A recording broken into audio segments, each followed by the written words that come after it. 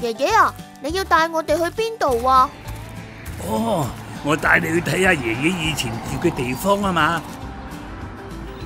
嗱，到啦，美荷樓啊！呢度就係香港歷史上第一個徙置式嘅公共房屋啊！記得好多年前，石硤尾木屋區發生大火，當時啊，我仲好細個。我同爸爸媽媽啊、阿哥啊、家姐啊，一家5口咧就搬咗嚟呢度住咯。後來啊，你爸爸啊都喺呢度出世同長大噶。眨下眼就幾十年，時間過得真係好快。嚟，我哋入去啦。吓，呢度咁窄，居然可以住到5個人？以前嘅生活雖然係簡樸，但係我哋都覺得好開心嘅。我哋出去彈波子啦！70年代嘅屋企就係咁樣噶啦。哦，哇，係雞毛掃啊！當年你阿爺成日用雞毛掃打我噶。我而家明白打同鬧呢啲咁嘅睇法咧係唔啱噶啦。當年你爸爸兩兄弟啊成日鬧交，以前嘅人認為咧養不教父之過啊嘛。如果唔嚴厲啲教養啲子女啊，啲人啊會認為我哋冇家教噶。原來係咁。爺爺啊，爸爸話你以前好中意睇朱子家訓喎。哦，家訓呢係家族長輩對晚輩嘅教誨同埋訓導之言，係好好嘅家教嚟噶。爺爺，咁朱子家訓係邊個寫噶？朱子家訓嘅作者係清代學者朱伯勞，所以呢又叫做朱伯勞治家格言咯。係啦，爺爺，你想唔想見下朱伯勞啊？咩話？哇，係大排檔啊！葉仔，大排檔有好多好嘢食噶。哎呀，等陣先咯，我帶你哋去見下朱子家訓嘅作者朱伯勞啦。啊！清代初年，江蘇昆山，即係今日嘅江蘇省昆山市。咁多位客官想食咩啊？哇，好多美食啊！老闆，呢樣，仲有呢樣啊！好食嘅都同我嚟一份啊！你哋唔好嗌咁多啦。所謂飲食若如精，原蔬如珍饈，精簡嘅飲食就夠噶啦。新鮮蔬菜呢，仲有營養過好多珍饈百味啊！小爺啊，嚟2個素菜就得啦。爺爺，你真係節約啊！客官，啲餸菜齊啦。老先生你真係有才學，就連你個孫啊都咁受教有禮，真係書香世代。在下朱用純，字志一，號伯勞，江蘇昆山人。吓，係朱伯勞先生啊！久仰。而家民風奢華，我要更加踏實，既要修身，亦要齊家。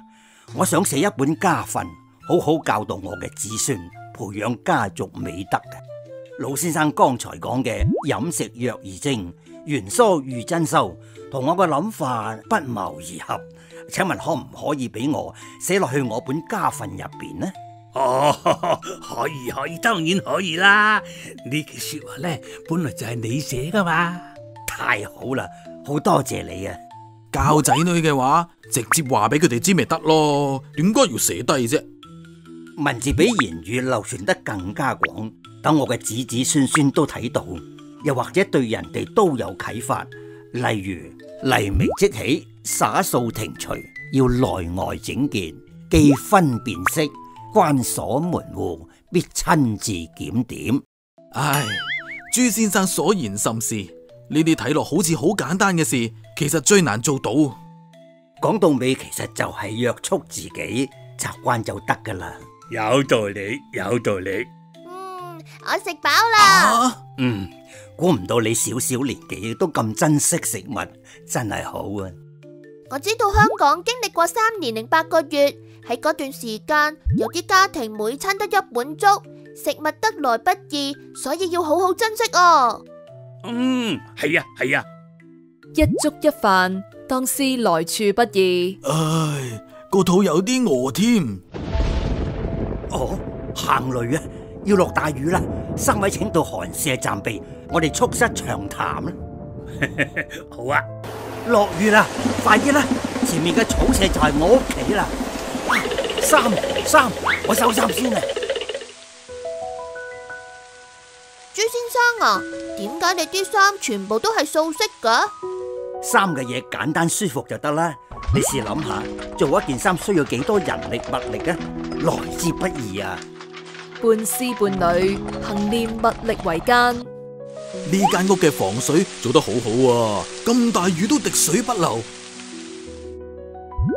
而未雨而綢繆，無臨渴而掘井。凡事都要做好準備，唔好事到臨頭先至諗辦法啦。朱先生啊，臨渴掘井嘅意思我明啊，咁請問綢繆即係點解啊？綢繆即係密密纏繞，佢係先秦時期《詩經》嘅典故，寫一隻雀仔喺天氣好嗰陣，會用桑樹嘅根鬚修補巢穴嘅罅隙，以免暴雨嗰陣雀巢會破損啊！哦，原來雀仔嘅生活都咁有計劃噶！呢啲都係朱先生修身嘅智慧啊！朱先生住喺草舍，器皿質樸潔淨，屋外邊種滿新鮮蔬菜。對比起上嚟呢，我嘅器皿都係唔夠簡樸，慚愧啊！真係。器具質宜潔，雅否勝金玉。物件器皿質樸潔淨就得噶啦。雅製嘅容器比起金玉製成嘅器皿更加實用啊！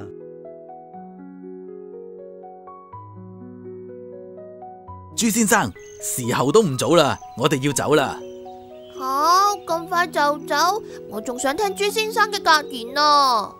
葉仔啊，天色已晚啊，無論作為客人抑或係主人呢，我哋都要有分寸先至得噶。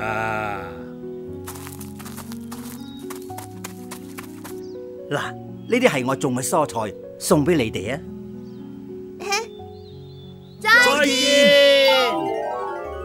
侍奉必須儉約，宴客切勿流連。